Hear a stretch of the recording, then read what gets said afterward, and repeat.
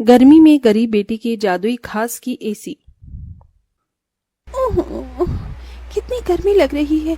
ऊपर से ये टेबल पंखा भी मरमर कर चल रहा है। एसी लगी होती तो मस्त नींद आती। तभी पंखा चलते चलते जोरदार आवाज करके बंद हो जाता है, जिसकी आवाज से गरीब सत्यकाम का परिवार जाग जाता है। अजी, ये इतनी तेज आवाज कैसी थी? क्या मालूम चंदा, पर ऐसा लगा जैसे कुछ टूट गया। तभी भारती टेबल पंखे को देखती है। पिताजी, वो देखो, टेबल पंखा टूट गया।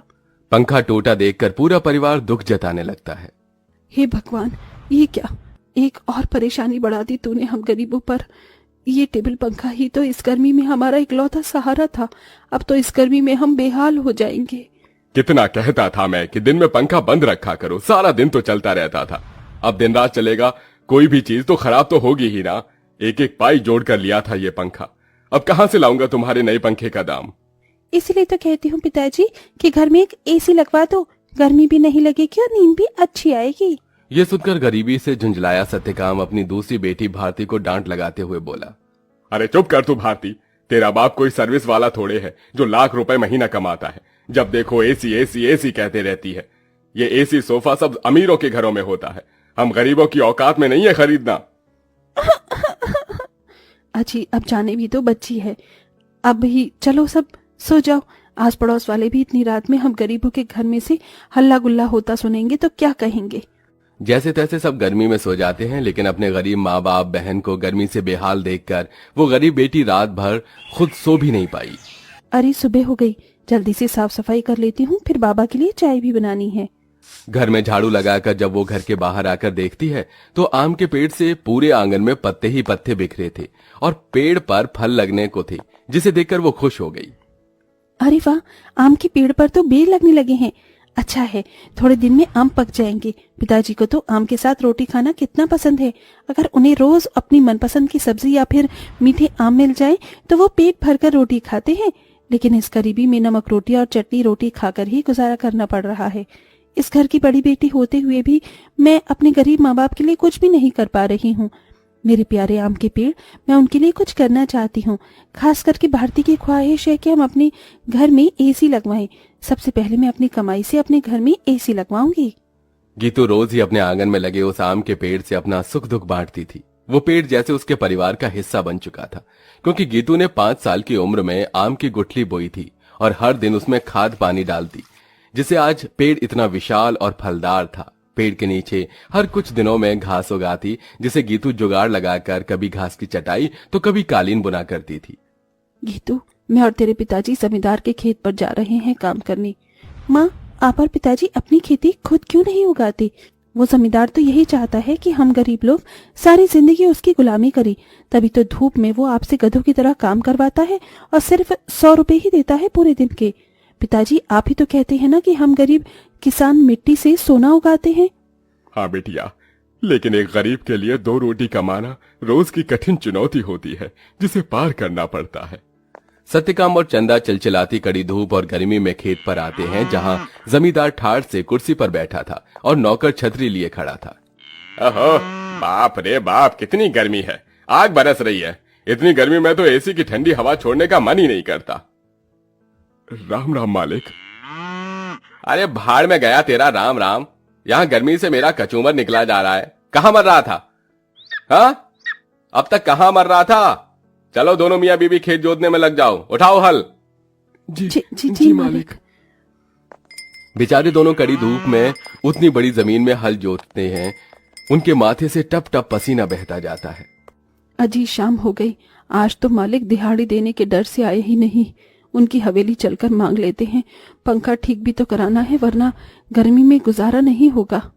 दोनों जमींदार के घर आते हैं, जहां जमींदार पांव पसारे एसी की चिल्ड ठंडी ठंडी हवा खा रहा था। ओहो, क्या मजा आ रहा है। आहा, एसी में भैया मजा बहुत है। अरे सत्यकाम, तू यहाँ? जी मालिक, पैसे दे दीजिए। ये पकड़ 200 और चल दफा हो जा। इसी तरह दिन गुजरते हैं। दोनों मियाँ बीवी जो भी कमा कर लाते अपनी गरीब बेटी के हाथों में रख देते, जिससे बहुत ही समझदारी से गीतू घर चलाती और उसमें से कुछ बचा भी लेती। 100, 200, 300, 350, 400, 410, 420, 30। कुल मिलाकर मेरे पास अभी तक ये 700-800 रुपए ही इकट्ठे हुए हैं। इतने में एसी कहाँ से आएगी? अगर मैं किश्त बंधवाकर भी एसी ले आऊं तो फिर मैं कैसे किश्त भरूंगी? तभी भारती अपनी गरीब बहन गीतू को परेशान देखकर बोली, दीदी, आजकल तो कबाड़ी वालों के पास भी अच्छी अच्छी चीज मिल जाती है। अमीर लोग तो नया खरीद लाते हैं और महंगी चीज भी बेच देते हैं। हाँ, ये ठीक रहेगा। मैं कबाड़ी में से कोई एसी उठा लाती हूँ। गीतू एसी खरीदने कबाड़ी की दुकान पर चली आई। भैया जी, मुझे कोई सस्ती एसी दिखाइए। गरीब लड़की लगती है, एक काम करता हूँ, ये खटारा वाली एसी थमा देता। इसे क्या पता इसमें क्या डिफॉल्ट है। ये लो बहन जी, ये एकदम बढ़िया एसी है। ये चलती तो है ना? चलती नहीं, दौड़ती है। एकदम धूम मचा देगी ठंडी हवा की। 1000 रुपए की लगेगी। अब जल्दी से ले लो। लेकिन मेरे पास बस 800 ही हैं। चलेगा चलेगा, दे दो। गीतू खुशी से वो एसी घर लाकर सबको चलाकर दिखाती है। माँ, पिताजी देखो, आपकी गरीब बेटी एसी खरीद कर लाई है 800 में। अब हमें गर्मी में नहीं सोना पड़ेगा। मगर ये चल क्यों नहीं रही? 800 में कोई एसी देता है भला क्या? पैसे फंसा कर आई है जाकर। सब मुंह बनाकर सो जाते हैं और गीतू पेड़ के पास आकर रोने लगी। मेरे प्यारे आम के पेड़, वो कबाड़ी वाला मुझ गरीब के पैसे खा गया। ये एसी चल भी नहीं रही। मुश्किल से 1-1 रुपया इकट्ठा किया था। गीतू को रोते देखकर पेड़ बोलने लग जाता है। गीतू, तुम रो रही हो? रो मत, मैं तुम्हारी एसी को जादुई एसी बना देता हूँ। क्या सचमुच में ऐसा हो सकता है? तभी पेड़ जादू करता है और जमीन पर ढेर सारे घास उगाते हैं जो बहुत चमक रही थी। गीतू, इस जादुई घास को मैंने अपनी शक्ति से उगाया है। इसे एसी में लगा दो, ये एसी जादुई हो जाएगी। गीतू बिल्कुल वैसा ही करती है। तभी घास का एसी बनकर पूरा होते ही सुनहरी चमक से भरकर चल पड़ता है और पूरे घर को बर्फ के जितना ठंडा कर देता है। माँ, पिताजी, भारती देखो, एसी चलने लगी। पूरा गरीब परिवार घास के एसी को चलते देखकर चौंक जाते हैं। अरे देखो चंदा, हमारी बिटिया ने घास की एसी बनाई है। हाँ जी, लेकिन ये घास की एसी कैसे चल रही है? ये एसी कूलर तो बिजली से चलते हैं। तभी जादुई घास एसी के आंख कान मुंह बन जाता है। एसी इठलाकर बोला, क्योंकि मैं जादुई घास का एसी जो हूँ। ये लो, जी भर के खूब ठंडी हवा खाओ। अरे वाह दीदी, क्या धांसू एसी बनाई है। हम गरीबों जैसे घास की एसी है। एसी तो बड़े बड़े अमीरों के घर में भी नहीं होगी।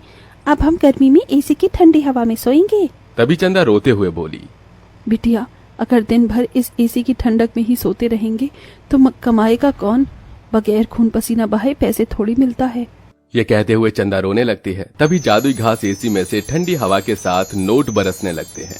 लूट लो, लूट लो, जितने चाहिए लूट लो। देख क्या रही हो? अरे रामा, ये जादुई घास की एसी तो लक्ष्मी मैया का रूप है। चंदा देख, कैसे करारे करारे नोट दे रहा है ये एसी। क्योंकि मैं कोई मामूली एसी नहीं बल्कि जादुई घास का एसी हूँ। मैं तुम्हें हीरे जवाहरात सोना चांदी सब दे सकता हूँ। एसी के इस कथन को सुनकर गीतू ने उसे आजमाया। अगर ऐसा है तो हमें सोने चांदी के सिक्के देकर दिखाओ। तभी एक सुनहरी चमक के साथ जादुई घास एसी में से सोने चांदी के ढेर सारे सिक्कों की बारिश बरसने लगी। तुम तो सच में जादुई एसी हो।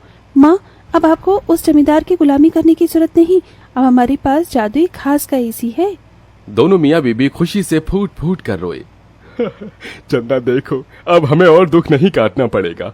ना किसी की ये गालियां खाकर गुलामी करनी होगी। ये जादुई घास की एसी हमें बंधुआई से छुटकारा दिलाने आई है हमारे घर।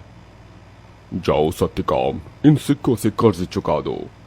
सत्यकाम ने जादुई घास एसी से मिले सिक्कों को बेचकर सबका कर्जा भर दिया और उसने पंखा, कूलर, एसी की अपनी दुकान खोली, जिससे गरीब भी कम दाम पर एसी खरीद सके। उस गरीब बेटी के बनाई जादुई घास एसी ने उसके गरीब परिवार का भाग्य बदल दिया।